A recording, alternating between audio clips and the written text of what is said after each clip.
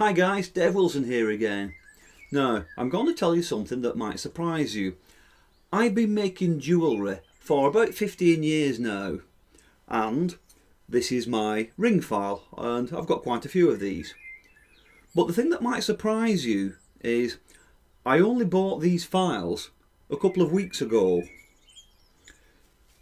You see, by the nature of what I do, I make a lot of fine, intricate things like Celtic designs and chainmail. So I've never really had the need for a large file. I've never really needed one. So that's why, for 15 years, I've never had one.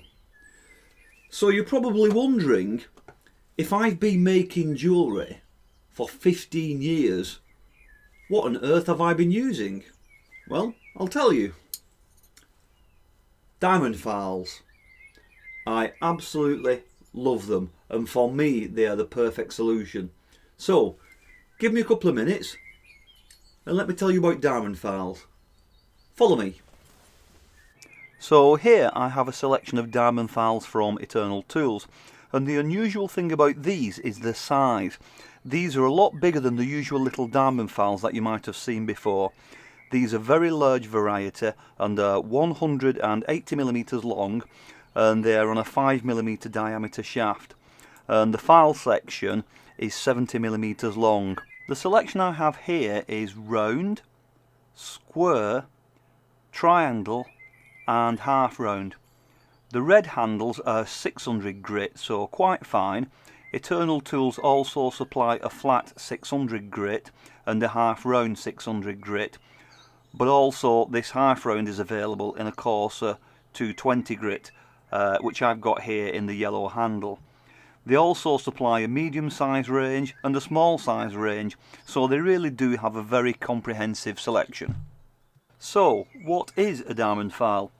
Well, you know that traditional files have teeth, rather like a saw blade. The smaller the teeth, the finer the cut of the file. But all these teeth are lined up in the same direction. So this means that with a traditional file, it will only cut in one direction, again like a saw. So even when you have a round or half round file, they still only cut in a forward direction. They don't work sideways or in a circular motion, for example. In contrast, the diamond files don't actually have teeth as such. They're made by bonding a layer of diamond particles to a flat steel shape. The smaller the particles, the finer the grade of the file. This is why diamond files are referred to in grits, where they're like sandpaper. The higher the number, the smaller the grit and the finer the finish. So as we've got here, the 600 grit with the red handles are finer than the 220 grit in the yellow handles. Because they use grit instead of teeth, this gives the diamond files a unique property, and that they will work in any direction. And this can be a real advantage of using diamond files. When you're working in small intricate areas, the diamond file will work on the pull stroke just as effectively as it does on the push stroke. So this may make it slightly easier in confined spaces. It also means in theory that it will cut twice as fast as a toothed file of the same grit, because it's cutting on the pull as well as on the push stroke. Another huge advantage is the fact that they also work sideways, and with the twisting motion you can use the fine tiny points to get into tiny areas, and as long as you can move the file in any direction, it will cut and it will file for you. This is particularly useful with the round file, as it can be rotated inside a hole or inside a ring, and it will cut in 360 degrees, so it's great for the inside of ring shanks and also for deburring. I also use this round one for removing excessive solder inside a ring band, because the finish is finer than I get with my traditional ring file. The half round is similar, but because this is a rougher 220 grit, it's a great companion to the 600 round file, great for inside of rings and bandles, and it also has a nice wide flat profile too, so that can be used on the outside of rings without changing files, so it's almost like having two files in one. If you buy nothing else, I would definitely recommend this 220 half round one. It's brilliant.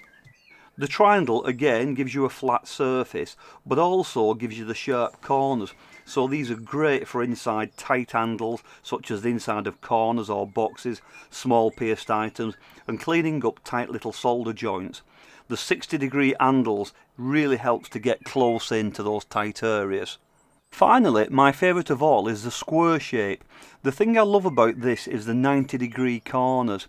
If you solder a post onto the back of an earring, for example, the square section will help you get right into that solder joint and clean up both the horizontal and vertical surfaces. It also has a very nice sharp point, so again, great for getting into tight little spaces on pierced items. It's a matter of personal taste, I guess, but I do love the little square one. Of course, these diamond files will never replace the larger tooth files, they're an addition to them. When you want to remove a lot of material, then obviously you still need to use your large tooth files.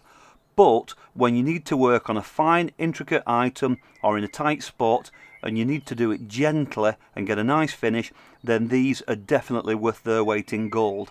I love them, and I think they're essential for any jeweller's bench. I've never seen this size of file anywhere else, and the uniformity of the grit is superb. As I mentioned, Eternal Tools offer these in a wide range of sizes and grits.